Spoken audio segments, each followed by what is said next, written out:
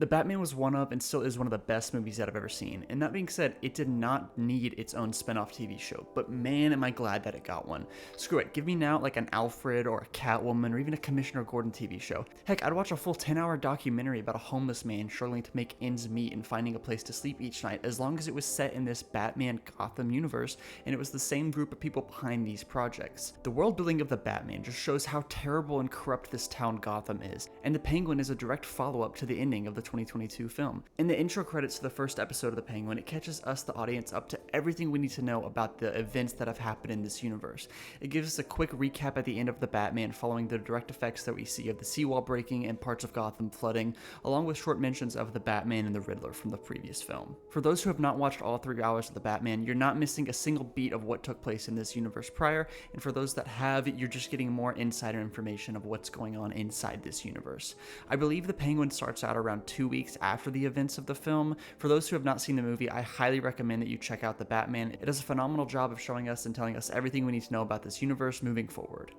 I'm not going to touch upon every single detail and beat of this story because you need to watch it for yourself. The TLDR is that Carmine Falcone, he died at the end of The Batman. Carmine's son is now set to take over, and he's the new biggest head of the biggest crime family in Gotham. Well, Oz, the Penguin, kills him at the very beginning of episode 1. He kills the new son of Carmine Falcone. And as you can imagine, people are going to start looking for Carmine's son, which obviously then means trouble for Oz, who at the start is just doing grunt work for the Falcones. Oz decides to then pin the death of Carmine's son Alberto onto the second biggest large crime family in Gotham, which is called the Maronis. Along the way, Oz meets an orphan named Victor who goes by the name Vic, and Vic starts trying to take off the rim of Oz's vehicle. Who does this remind you of? Yeah, the parallel between Oz and Vic is so close to Batman and Jason Todd.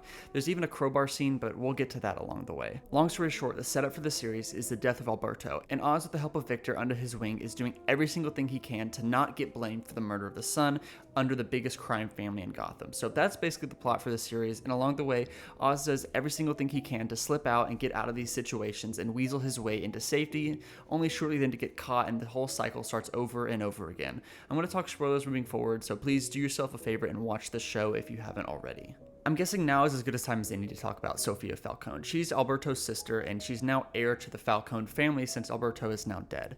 Sofia Falcone takes the cake for the most complicated character in this universe by far. At the beginning of the story, way back in the day, Oz starts off as the driver for the Falcone family, and he's actually Sofia's personal chauffeur. In order to get himself more power and move up amongst the family, he strings a whole list of murders on Sofia. She then gets falsely accused and locked up in Arkham Asylum for these murders. We then get to see this perfectly sane woman go through absolute torture and depravity while Arkham just absolutely tortures the crap out of her. And when she comes out in present day, this is when the story is now taking place, and she obviously has it out for Oz, and she never trusts him, especially after her brother just died. Oz then finds a way to team up with Sofia in order to help jumpstart her career as the new heir to the Empire, basically saying how he's been on the inside this whole time while she's been on the inside of Arkham, and how they need to team up in order to take the reins of the Falcone family. So they're slowly, hesitantly both working together to find out who actually killed her brother. Throughout this story, there's so many twists and turns that it literally gives you whiplash. The story mainly consists of Oz scamming and lying to as many people as he can in order to get what he wants. We see Oz do so many deprived things, from a range of killing his own 2 brothers so his mom will just give him more attention and love him more, to teaming up with every single drug gang in the city only to have all the leaders then killed so he can be the last leader standing. Again, please watch this show. This show is a beautifully made crime drama that leaves you guessing every step along the way, and oh yeah, it's also set in the Batman universe. I saw the Batman opening night in 2022, and if you're watching any of my videos, you know I'm a huge superhero fan. My wife, on the other hand, she likes superheroes, the ones that are good. She likes Spider-Verse and she likes the Batman, but she could not care less about movies like Ant-Man and Thor, or really anything that the MCU puts out. This morning when we woke up, the very first thing she said to me was, "Do you know what date it is?" I was like, "I don't know, is it Sunday?" And she's like, "It's the Penguin Day." And when I tell you that my dad does not know anything or care anything about superheroes other than knowing the name Batman, Superman, and Spider-Man, I got him to watch the show, and he came up to me last week after church and asked if I was caught up on the newest episodes so we could talk spoilers. I'm not being hyperbolic when I say that everyone will get something out of this show. From the beautiful cinematography to the character drama to the sound design and the music, which is amazing. It's 2024 and the Penguin has a killer theme song. It's ridiculous. The show has action. It's not nuts to butts crazy like Rambo or Expendables 3 action, but it has some, and when it has the action, it's really good.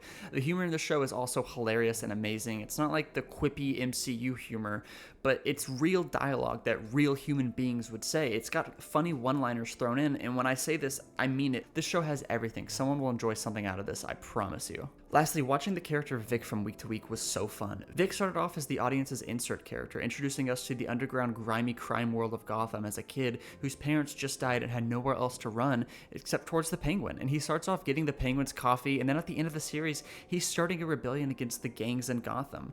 Watching the inverse of this Batman and Robin being with the Penguin and Vic is something that I didn't know I needed, but it had me rooting for these two more than I think I should have. But then once I remember that these two guys, the Penguin, Oz, and Vic, like, these aren't good guys. They're both criminals, and there's a specific moment for Vic where there's no more innocence. There's no more going back.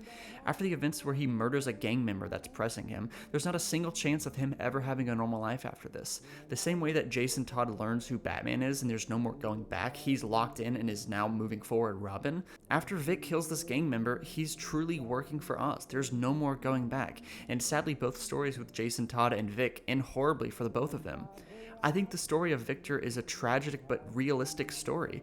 If you look at the character of Victor, there's telltale signs of who you should trust and to make sure you're going down your right path in life. And because of the path that Vic chooses to go towards, he thinks what he's doing is right and he's succeeding and he's getting materialistic things. But at the end of the day, it leads to him being choked out by his boss on a park bench in the middle of the night. R.I.P. Victor. I touched upon this earlier, but a lot of the highlights of this series include getting to watch Oswald wiggle his way out of these unthinkable situations left and right every single week. Just as you think it's over for Oz and he has nothing else up his sleeve besides an ace, he pulls out a switchblade out of his sleeve in a literal situation that happens. Oz is put into situations where you have him rooting because he's clearly the main character of the show. He's the protagonist of this series, but what he's doing is not something that you would want to stand behind and champion for a character. Oz is a bad guy. Oz is a horrible person. And I empathize 0% with this character, but it still has me wanting to succeed, and that just speaks to how well this show is crafted and made. It is a very interesting and beautifully well-written story that deserves all of the praise it's going to get, and I could not praise it enough.